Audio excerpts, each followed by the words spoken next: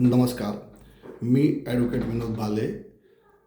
बोल कायद्याचे या चॅनलवर आपलं स्वागत आहे. आज आपण कोर्टात जाताना आपली वागणूक कशी असावी आणि आपली वेशभूषा कशी असावी या संदर्भात आपण चर्चा करणार आहोत. तर सुरुवातीला आपण कोर्टामध्ये गेल्यानंतर आपली वागणूक कशी या संदर्भात चर्चा करू की आपण कोर्टात वेळेवर जावे. पहिली गोष्ट वेळेवर, वकिलांनी सांगितल्याप्रमाणे आपण नेहमी कोर्टात वेळेवर पोचावे. पोचल्यानंतर तिथलचं वर्तणूक हे आपली नेहमी शांत आणि डिसेंट असावी, जेणेकरून इतरांना त्या गोष्टीचा त्रास होणार नाही.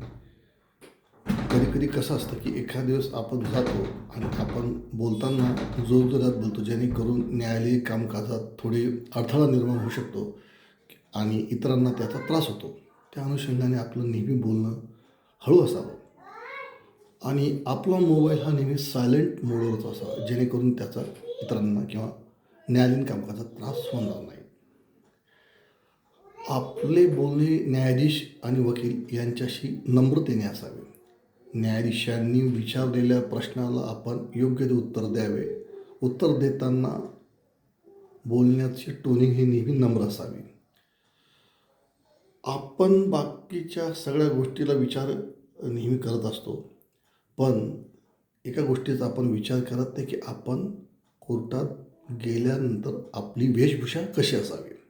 बरेच लोक काय करतात की साधारणतः कसे जातात कोर्टात, कसे उभे राहतात, कसे येतात, तर ते सहसा नसावे. त्यांनी आपले न्यायाधीशावर आपलं इम्प्रेशन हे व्यवस्थित पडत नाही किंवा न्यायाधीशाला ते तुमचं जे राहणीमान आहे ते योग्य वाटत नाही.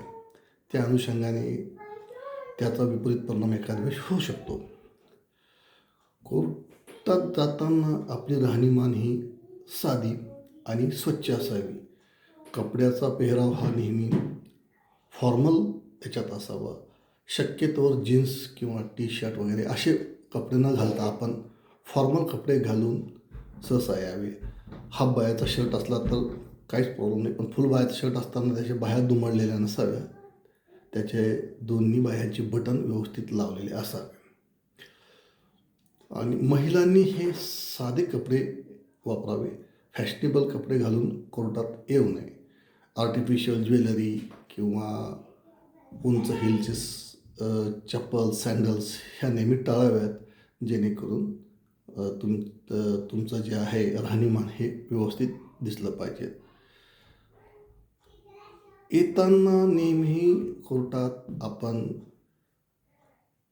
वागण्याची जी पद्धत असते ती कधी सौम्य आणि सभ्यतेची असावी. इतरांना आपल्यापासून काही त्रास होणार नाही या गोष्टीची नेहमी आपण काळजी घ्यावी.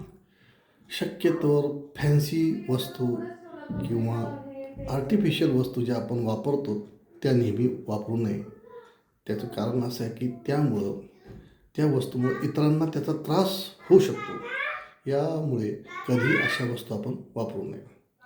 अजून बरेचसे त्यात गोष्टी आपण ॲड करतो आहे की कोर्टात नेहमी वावरताना तुमची जो संवाद आहे तो शांततेनेच असावा. बाकी इतकंच. नमस्कार.